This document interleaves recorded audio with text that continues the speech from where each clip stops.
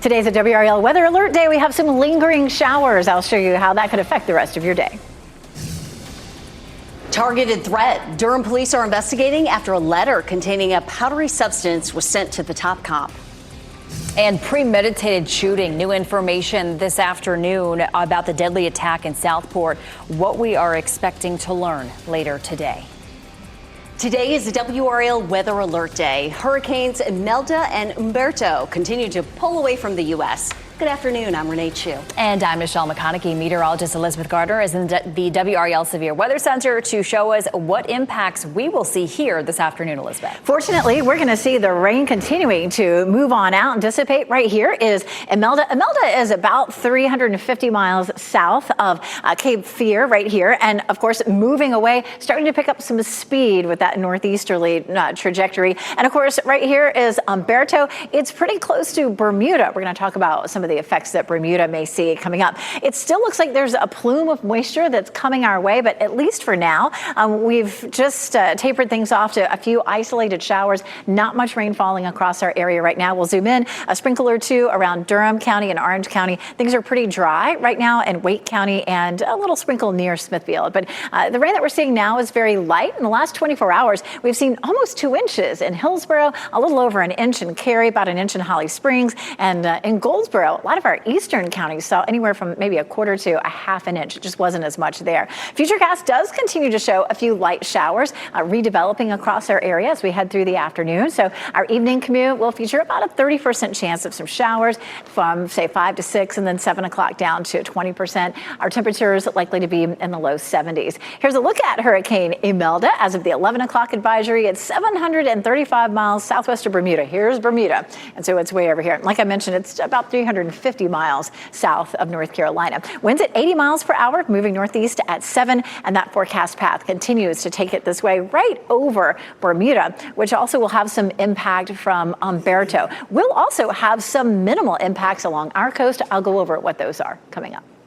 All right, thanks, Elizabeth. Our crew spent the morning tracking Imelda's impacts. WRAL's Monica Casey takes us to the coast, where this new track has given residents there a big sigh of relief. It's a windy day here at Curie Beach, but not much rain. We've spoken with a lot of people who are out here fishing who tell us they are relieved Hurricane Imelda took a turn away from this community. Coastal flood alerts, high surf, small craft advisories, all in place along the North Carolina coast. We've had pretty bad storms here, so it's always, I guess, a nail biter to know if it's actually going to turn. Curie Beach native Grayson Heldridge works at the pier. He says they always try to be prepared. We have generators and storage, sandbags. We make sure to get plenty of water. We have a window unit now because of all the hurricanes we've had. And we just make sure we have the little things in stock because I know people go crazy about it. While Imelda did not bring damage to this community, it did bring fish. Heldridge says about a dozen people were fishing off the pier at midnight, and we saw more this morning. When a storm's rolling through it at this time of year, there's the big bull reds are out, especially at nighttime with the rough current, the big waves, rain, wind. It all just mashes up together. North Carolina Governor Josh Stein declared a state of emergency last Saturday to make sure resources were ready to deploy if needed at the coast, saying they were prepared for the worst but hoping for the best. While the wind is strong at times, it's not stopping people from coming out to enjoy the beach any way they can. Reporting in Curie Beach, Monica Casey, WRAL News. High rip currents, high surf, coastal flooding, and strong wind gusts are expected along and off the coast. WRAL meteorologist Chris Michaels wrote an article about the coastal alerts prompted by Imelda and Umberto. Look for that on the WRAL weather page.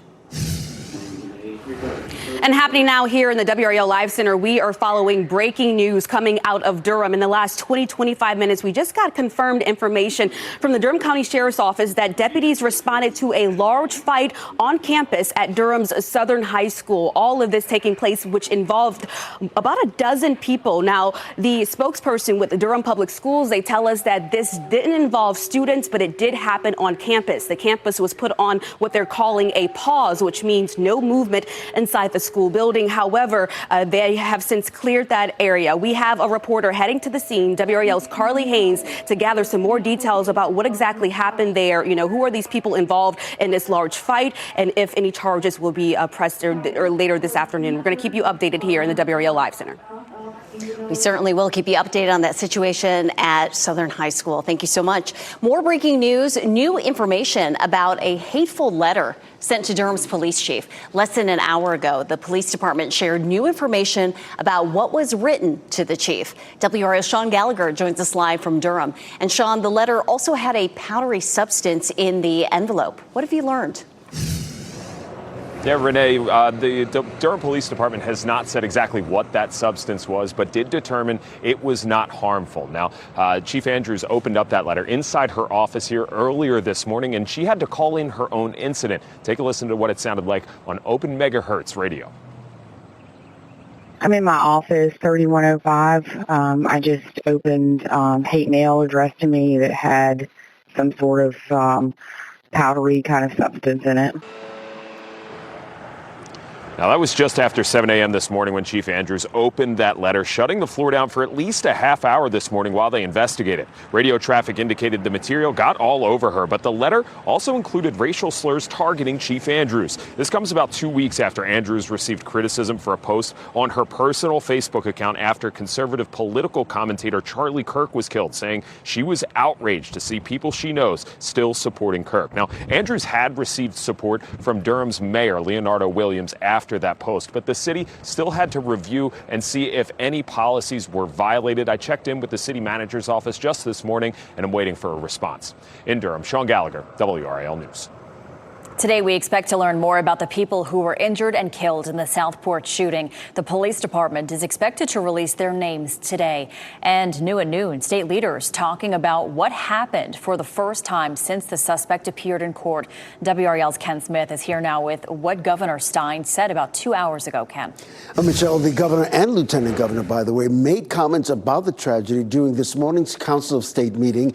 Lieutenant Governor Hunt saying North Carolina stands with Southport in its grief and solidarity. The governor went a step further, though, saying the suspect, Nigel Edge, could have had other targets in mind. Investigators say the shooting at American Fish Company was premeditated. Today, we do expect to confirm the names of the 3 people killed and the 5 others who were hurt. Family members have identified one of the people who died as Joy Rogers. The GoFundMe for the Rogers family describes Joy as, quote, a beautiful wife, mother, friend, and passionate follower of Jesus. She was a collector of people and warmly loved everyone she was near. Well, this morning, Governor Stein acknowledged what he called the remarkable police work to capture Edge. We had every level of government, local, state, and federal. And within a half hour, they were working together as a coordinated entity. And they found this guy within 30 minutes as he was getting his boat off the boat ramp, and he was loaded to bear. So who knows where he would have gone or what he would have done. But their incredible police work brought an end to that moment.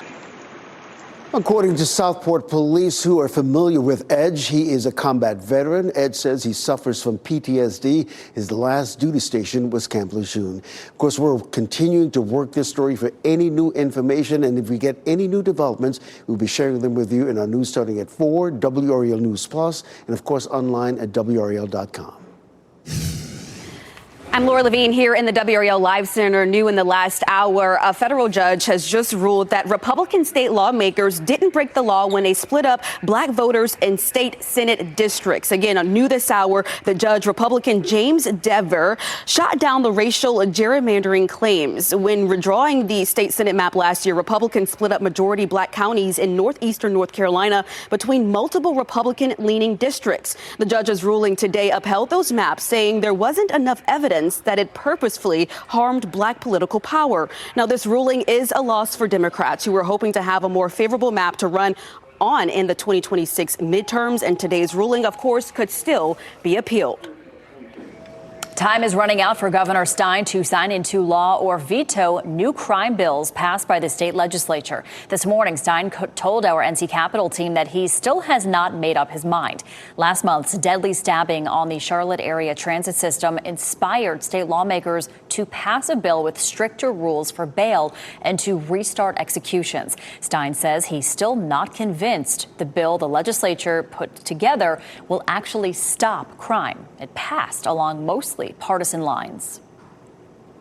It's an immensely complicated subject. How do we promote public safety? And I want to make sure that the law is making us safer instead of making us less safe. And Stein said the legislature needs to put more money into mental health care. More details at the NC Capitol section of WRAL.com. In Washington, all signs are pointing toward a government shutdown just after midnight tonight. President Trump and congressional leaders from both parties held a face-to-face meeting yesterday at the White House, but left with no compromise, and time is running out. Here's NBC's Alice Barr. Hi there. We are closing in quickly now on a likely government shutdown. Lawmakers in both parties have until midnight tonight to reach a deal to fund the government. But at this point, the two sides do not appear to be having any kind of serious negotiations. The top congressional leaders from each party walked out of a meeting with President Trump, pointing fingers at each other. Yesterday, Republicans want Senate Democrats to sign on to the short-term funding bill that passed the House without requiring bipartisan support. But in the Senate, Democrats are holding out to reverse health care cuts and extend Obamacare subsidies set to expire at the end of the year, and say they don't trust GOP promises to take the issue up later. Raising the stakes even more, President Trump reiterated today that if the government does shut down, not just furloughs, but firings of federal workers would likely follow, saying today that it may be a lot. Democrats have dismissed that as an intimidation tactic, but the federal workforce is certainly worried as we appear headed for a shutdown just after midnight tonight. In Washington, Alice Barr, NBC News. Federal workers are paid back after a shutdown ends, though short-term needs and the risk of permanent job loss are heightening the stress. Today, Senate Republicans are set to advance a measure to keep the government open temporarily, but it needs at least 8 Democrats to pass. And with all of this in mind, let's see how Wall Street is reacting this afternoon. Right now, Dow Jones down about 109 points, all in the red. S&P 500 also down 8 points, and NASDAQ down 42 points this hour. Next at noon, taking your road test privately, how this works and the benefits for everyone involved. And Americans are seeking Plan B passports. We'll tell you which countries are seeing the rise in interest. Plus, many continue to honor NC State Defensive Coordinator DJ Elliott's daughter after she passed away from a rare cancer. Why doctors say the disease is not usually spotted early. Coming up next, sea storms moving in with WRAL's exclusive Dual Doppler 5000, sponsored by the WRAL Weather app. Download now for live radar.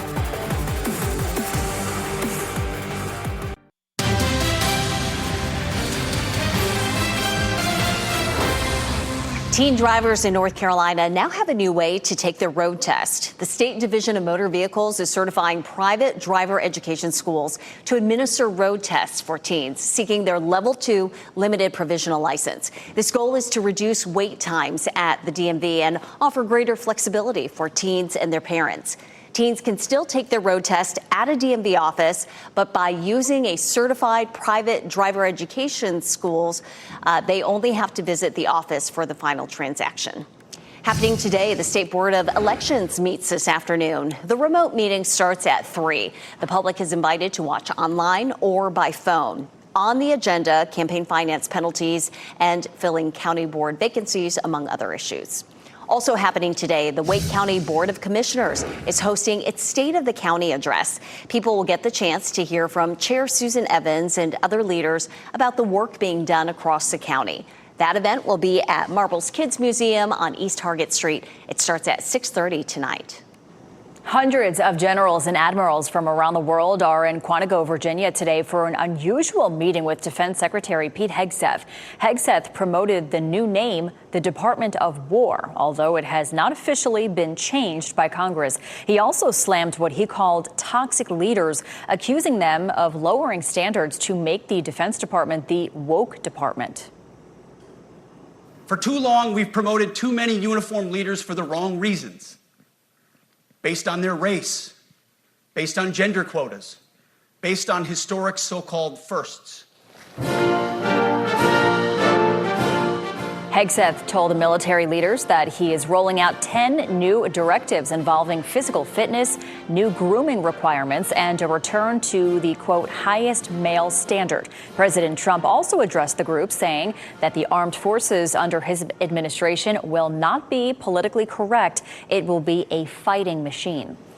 A new report reveals which countries Americans are turning to combat an uncertain future in the U.S. Latin American countries are seeing a surge in Americans seeking Plan B passports. Americans have become more interested in a secondary citizenship in Latin American countries, including Panama and Uruguay, compared to Europe in years past. According to Business Insider, there has been a 660% increase in U.S. citizens who applied for a residency in Costa Rica.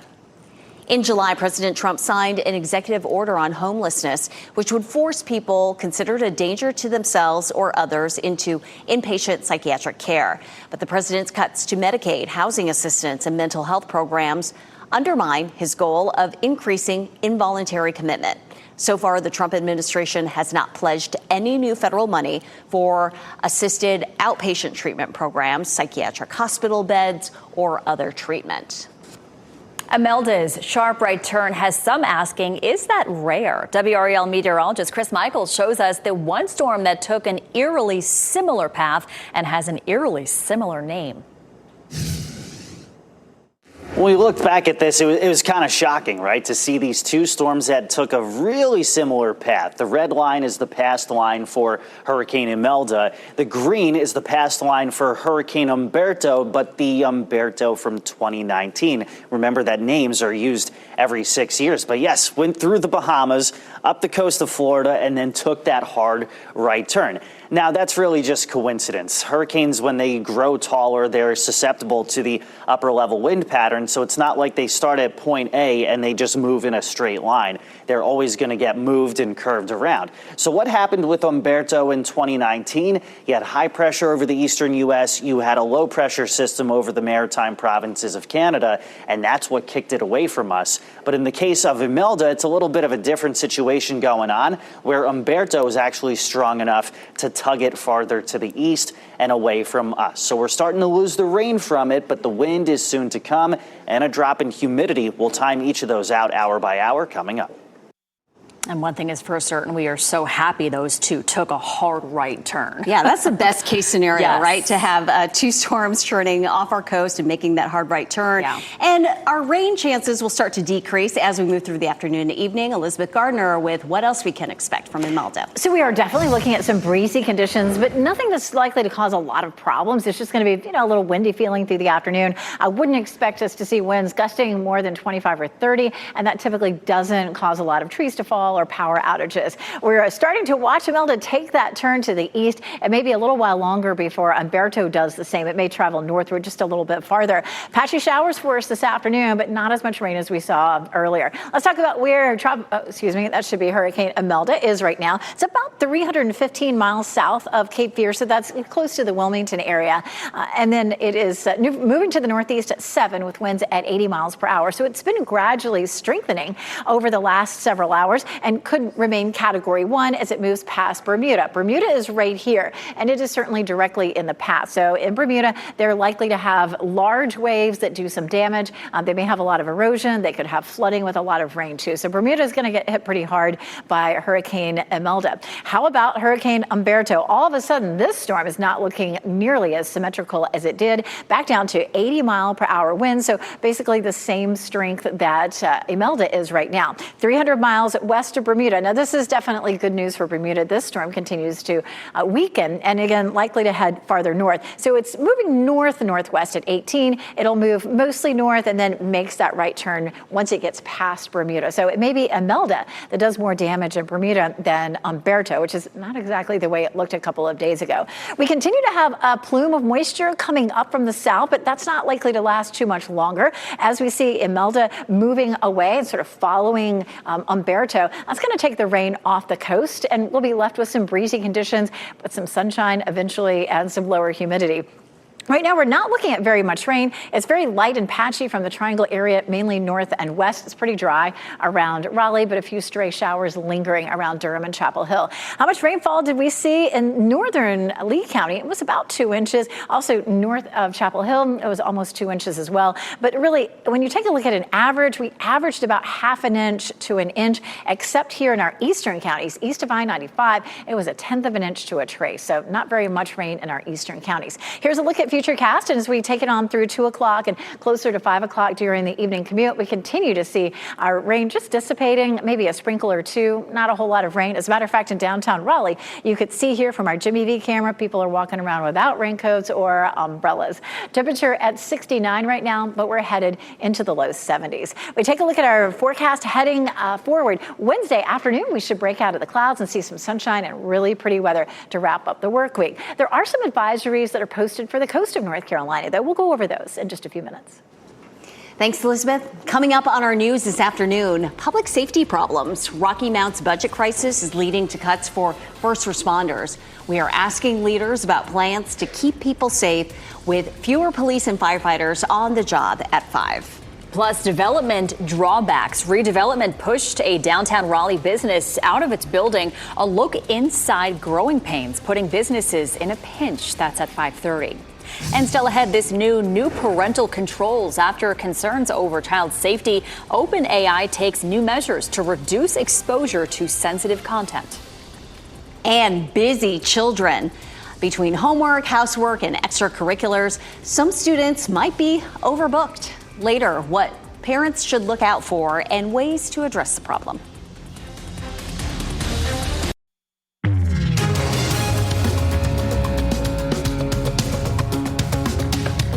True Fruit is issuing a recall involving some of its freeze-dried fruit because it might contain metal fragments. Affected items are True Fruit freeze-dried strawberries and dark and white chocolate and strawberries and cream. They were sold at Target, CVS, and Food Lion. There have not been any reports of any injuries.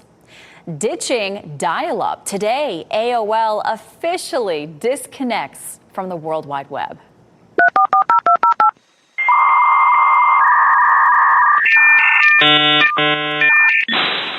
Oh man, you remember that familiar sound, the familiar sounds of a 90s internet connection.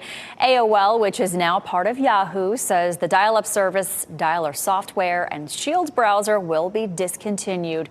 As of 2023, only about 1% of U.S. households with internet subscriptions were using only dial-up.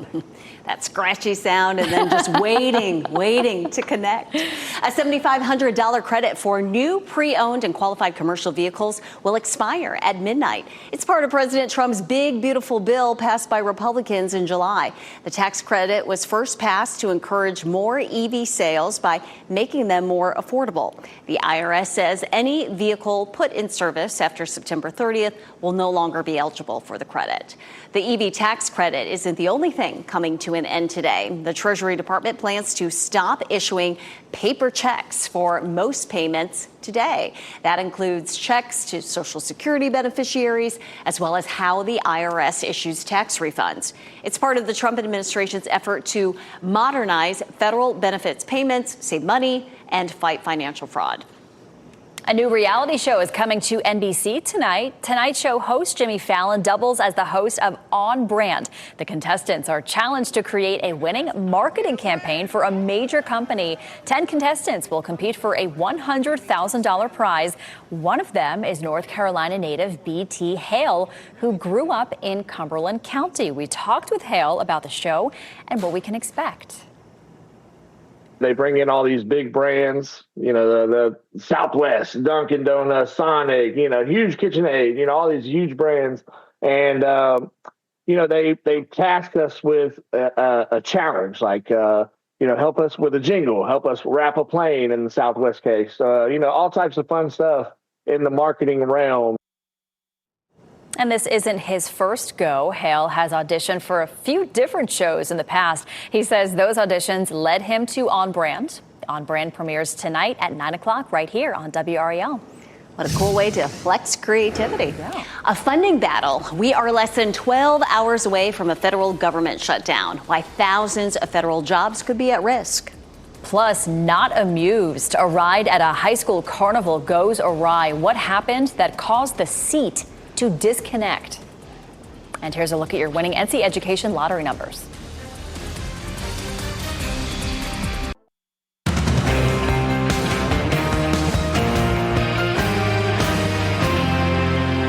It's a WRAL weather alert day, and some of our viewers may be experiencing some light patchy rain right now. Elizabeth Gardner is in the WRAL Severe Weather Center tracking the system. Elizabeth. Parts of the area had a fairly wet commute, but we're definitely seeing that rain tapering off now, which is good news. We take a live look at downtown Durham. It still looks like it's a little bit damp. You can tell it's cloudy, and we're not going to get rid of the clouds today, that's for sure. Also, the flags here on the lawn at the DPAC are blowing around. We're seeing some winds gusting about 20 to 25 miles per hour. We're going to dig into that a little bit more coming up. Of course, we have a Hurricane Imelda and Hurricane Umberto. Both of those are gradually starting to pull away from the U.S., and we're starting to see that flow of tropical moisture shut off a little bit. We do still have a few patchy light showers that are showing up here on dual Doppler 5000 radar, but it's not a whole lot of rain left around Durham, Hillsborough, back to the west, even east of Smithfield. There, a sprinkle or two, a little patchy light shower, and Futurecast shows a little bit of that for us as we get through the afternoon, but it shouldn't be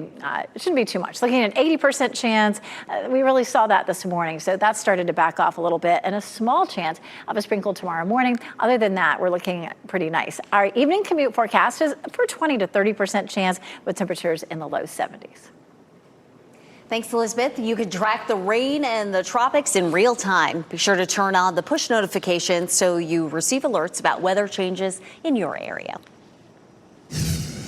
And here in the WRAL Live Center this afternoon, we're staying on top of that breaking news coming out of Durham, where we know more than a dozen people were involved in a fight at the school's campus. Now, we know the school was put on what they're calling a pause, which means no movement inside the building, but it wasn't put on any lockdowns. Now, this all comes after the reports initially came in as a shooting at the school. Again, the Durham County Sheriff's Office confirming it was not a shooting, but a large fight that did not involve students on its campus. So, of course, we're going to continue to follow the latest from this scene. We know we have a crew there at the scene right now. They're telling us that Durham Police is there, the Durham County Sheriff's Office, as well as an ambulance that pulled off from that scene moments ago. We're going to keep you updated here in the Live Center.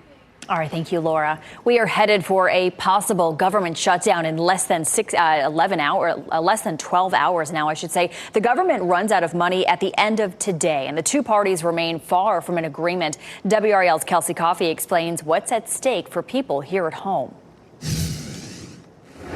Thousands of federal jobs could be at stake. Operations here at the federal courthouse in Raleigh may look different within the next 24 hours. Time is running out for another federal government shutdown. By this time tomorrow, all non-essential government functions could be at a standstill. We spoke with Meredith College political science professor David McClennan about what this all means. He says essential services like Social Security, Medicaid, and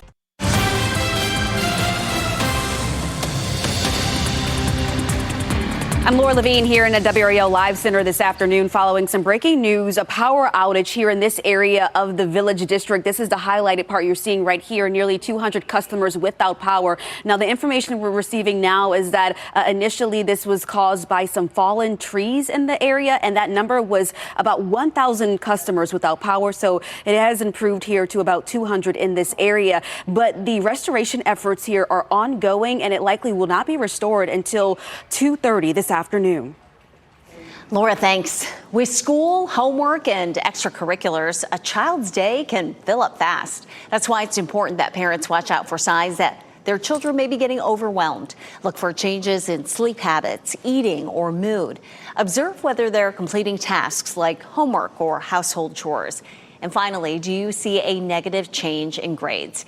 If you notice any of these changes, pediatric psychologists recommend having a conversation with your child to figure out if any schedule adjustments are needed. Doctors suggest keeping room for some extracurriculars because of the benefits they offer.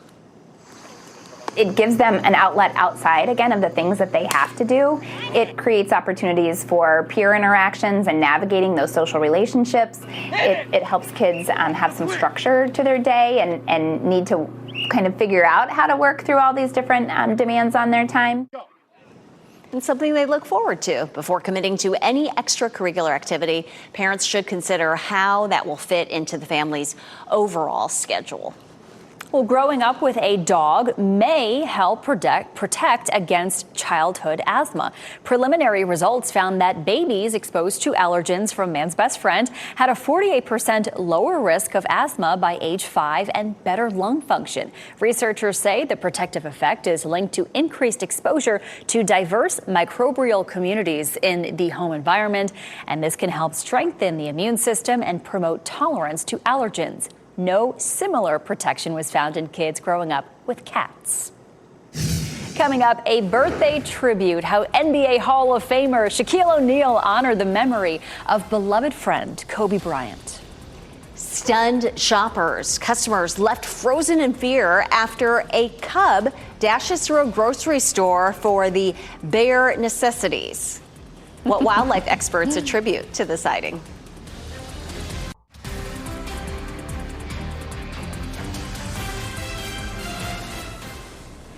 Welcome back. You're looking live at Carolina Beach, and you can see the surf very choppy and rough, all because of the Melda churning out in the Atlantic and making that hard right turn.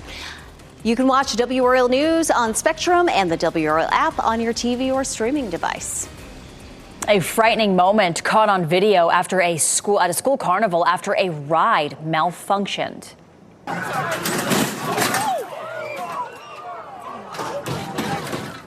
My goodness, the recording shows the moment a Ferris wheel malfunctioned at a carnival at a high school in Los Angeles.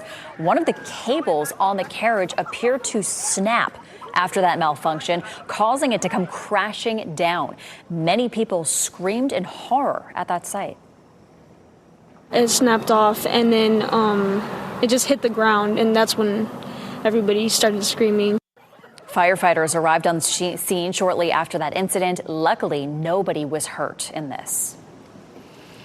Feels like we've had hours and hours of rain, and finally hoping to get that rain out of here and taper off. And then after that, we'll have some nice dips in humidity. We do a big drop in humidity, lots of sunshine. It's really going to feel like fall once we get to after all this. Thursday, Friday, and hopefully into the weekend too. We do still have some rain out there, but there's not much. And some folks got a really nice soaking. We had over an inch of rain in a few places, but that wasn't in our eastern counties. If you're in our eastern counties, you maybe saw a trace to a tenth, maybe a quarter of an inch, but from the Triangle area westward, that's where the bulk of the rain has fallen over the last 24 hours. We'll take a look at some of those numbers coming up.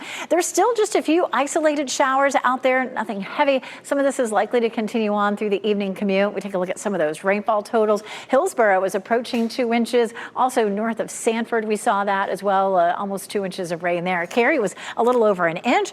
Holly Springs around an inch, Fayetteville just a little under an inch, about half an inch in Lillington, and Goldsboro was only about a quarter of an inch. So again, the farther east you were, the less rain we ended up seeing. Futurecast is showing a few isolated showers now lingering through around 5 o'clock. The earlier run of Futurecast really had everything pretty dry for us around 5 o'clock. So this is the new run of the model. It's a little bit wetter. And then a sprinkle or two overnight. And this is a good bit more rain than was in our forecast, our previous forecast model run. So a little wetter potentially for tomorrow morning. We'll see how that ends up playing out. And then hopefully we're going to end up with some clearing before we get to sunset. This version of Futurecast has been pretty slow to clear us out tomorrow. So I'm hoping that we'll push that on out and see a little bit of sunshine by tomorrow afternoon. It's breezy out there right now. We have winds gusting to 28 in Rocky Mount. Winds are coming out of the northeast, gusting to 21 in Goldsboro, 24 in Fayetteville, 22 in Durham and Raleigh. And our winds are steady at about 10 to 15 miles per hour coming out of the northeast. So eventually that's going to be a drier flow that comes through, but we'll likely continue to see gusts this afternoon, 20 to 25, and it's probably going to be breezy again tomorrow. Now, 25 mile per hour gusts, even 30 mile per hour gusts are typically not enough to cause problems. Usually they don't knock down trees or cause widespread power outages, but you'll just notice it's a little blustery out there.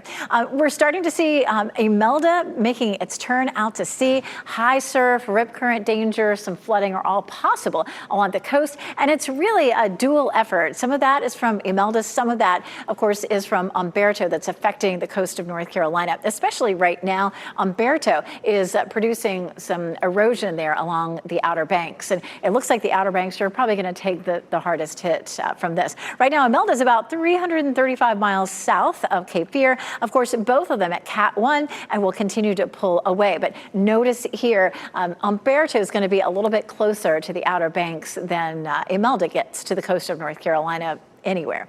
High rip current danger up and down the coast for us. High surf advisory, winds at 40 to 55 miles per hour. And we also have a coastal flood alert that's in effect for most of the coastline. 1 to 2 feet of water inundation. We're looking at a good bit of sunshine for Thursday, Friday, and most likely into the weekend. By Sunday and Monday, we're back into the 80s. Thanks, Elizabeth. Very unusual customer. A cub runs a few laps around a grocery store in Arizona. Why these sightings are becoming more common after the break. And here's a look at your winning Powerball numbers: 1, 3, 27, 60, 65, 16. The Powerball is 16. The multiplier is 5. As we wrap things up, here's a look at a few of the headlines we are following today. We are following breaking news. A fight involving more than a dozen people unfolded outside a Durham magnet school.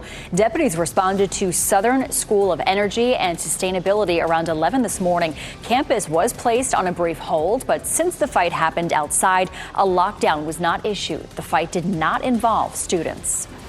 Investigators say the powdery substance inside a hateful letter sent to Durham's police chief was not harmful. Radio traffic indicates it got all over Chief Patrice Andrews when she opened the letter in her office this morning. That letter included racial slurs targeting her.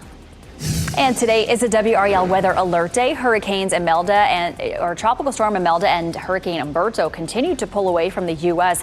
Our crews have been tracking conditions along the coast. High rip currents, dangerous surf and coastal flooding, as well as strong wind gusts will stick around a little while longer. But the new track is giving people who live there a big sigh of relief. Kobe Bryant's beloved high school ride has been given new life. Shaquille O'Neal tasked a California auto shop with restoring the 1996 Toyota Land Cruiser, which survived years in Kobe's snowy hometown of Philadelphia. Shaq asked the mechanics to complete the job by August 23rd, which would have been Kobe's 47th birthday. They pulled it off. Shaq traveled to Philadelphia to surprise Kobe's mom, Pam, with the refurbished gift. Talk about a tribute. That is a very nice tribute. Well, so a bear walks into a grocery store. No, it's not the beginning of a joke. This really happened in Arizona. About a dozen shoppers were picking up items early yesterday morning when they spotted a cub inside the store. One customer, who happens to be a wildlife photographer, took this cell phone video showing the bear doing a couple laps around the store. Experts say it has not rained much this year, so bears are coming closer to neighborhoods for food. Nobody was hurt, but Arizona game and fish agents are looking for that bear right now. Was looking for honey in aisle 5 there. Yeah, exactly. Our pet of the day is sweet, gentle, and ready to love. Lucy here is a lovely female lab mix. She came into the shelter as a stray alongside her buddy, Ricky, a 7-year-old lab mix. Lucy has a gentle, low-energy nature that makes her a joy to be around. She's happy to take treats with the softest, sweetest manners and loves to lie in your lap. If you're interested in learning more about Lucy, reach out using the email address there on your screen, WCAC matchmaker@gmail.com, subject line Lucy. Banned from Romania. Erica Kirk's Romanian charity work under fire after being accused of trafficking children. Coming up on WRAL News at 4, we check that claim for PolitiFact. NBC News Daily is next on WRAL. Your next local news update in 30 minutes. And you can get breaking news updates anytime with our WRAL News app. Have a great day.